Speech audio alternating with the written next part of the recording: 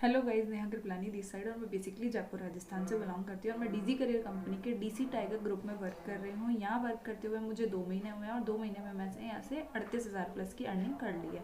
So dear, देखो, अगर मैं भी आप ही की तरह इस अपॉर्चुनिटी को ये सोच कर ठुकरा देती कि मैं तो कोई जॉब कर लूँगी, मैं यहाँ किसी गवर्नमेंट जॉब की तैयारी कर लूँगी, मैंने ग्रेजुएशन कंप्लीट कर ली है और मैं ग्रेजुएशन कंप्लीट करने के साथ मैं इस बिज़नेस को भी कर रही हूँ।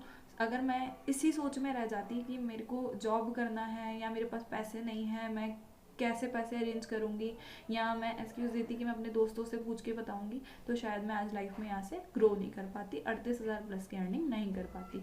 सो डियर, आपके पास में भी ऐसी अपॉर्चुनिटी आए तो आपको ऐसे मना नहीं करना चाहिए, उस पर सोचना चाहिए, उस पर डिसीजन लेने चाहिए, क्योंकि ऐसी अपॉर्चुनिटी आपके पास बार बार नहीं आती है। सो एक छोटी सी स्टोरी के थ्रू मैं आपको समझाना चाहूँगी कि थे राहुल नाम के, जो पेट्रोल पंप पे वर्क करते थे।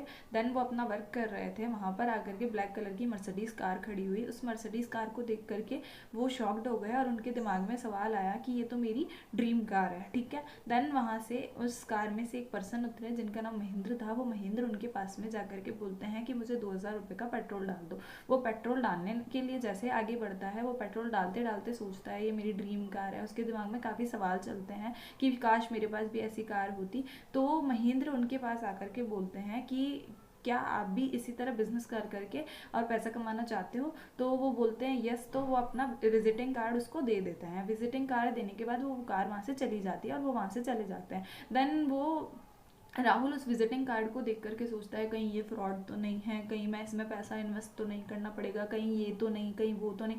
ऐसे कहीं दिमाग में उसके सवाल चलते हैं कि आजकल तो फ्रॉड हो रहा है, कि मुझे उस पर्सन के पास जाना चाहिए नहीं जाना चाहिए, वो मुझसे किस तरीके का काम कराएगा, मुझे इसमें पैसा तो नहीं इन्वेस्टमेंट करना पड़ेगा। तो इस तरीके के सवाल उसके दिमाग में आए तो उसने उस सवालों को वहीं पर रोक दिया और रोकने के साथ में उस विजिटिंग कार्ड को इग्नोर किया। इग्नोर करने के साथ उसको फेंक दिया डस्टबिन में, ठीक है। देन अपना काम करने लगा। काम करते करते देन 3 साल बीत गए। उसके 3 साल बीतने के बाद में वापस वहाँ पर ब्लैक कलर की मर्सिडीज़ कार आके खड़ी हुई। वो वहाँ से उसमें से एक पर्सन उतरे जिनका नाम रोहित था। वो रोहित उसके पास गए, राहुल मुझे इतना पेट्रोल डाल दो। देन पेट्रोल वो डालने लगा।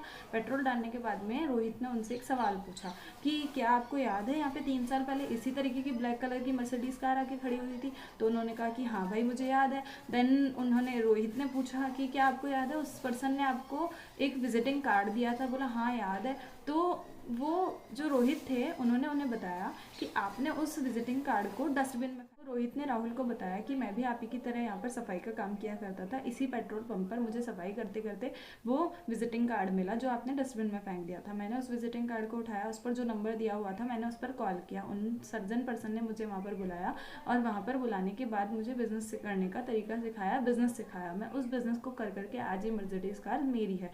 तो मर्सिडीज़ कार का मालिक आज मैं बन चुका हूँ। सो डियर, इसी तरीके की कहानियाँ काफ़ी सारी आपके सामने हैं। मैं आपको काफ़ी सारी कहानियाँ बताऊंगी जिनसे आपको मोटिवेशन मिलेगा कि आपके पास में इस तरीके की अपॉर्चुनिटी आए तो उसको आपको ठुकराना नहीं चाहिए, उसे इग्नोर नहीं करना चाहिए। आप उस लोग जॉब के पीछे मत भागो, बिकॉज जॉब इतनी आसानी से नहीं मिलती है और प्राइवेट सेक्टर में अगर आपको काम करना है तो वहाँ आप केवल गुलाम बन के रह जाओगे।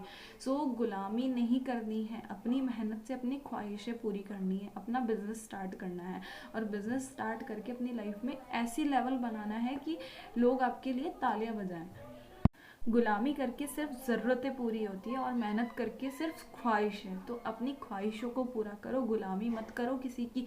अपनी लाइफ में आगे बढ़ो, अपनी लाइफ में एक ऐसा लेवल बनाओ जहाँ अपने मम्मी पापा भी अपने लिए प्राउड फील करें। बाकी thank you so much and all the very best मुझे इतना सुनने के लिए।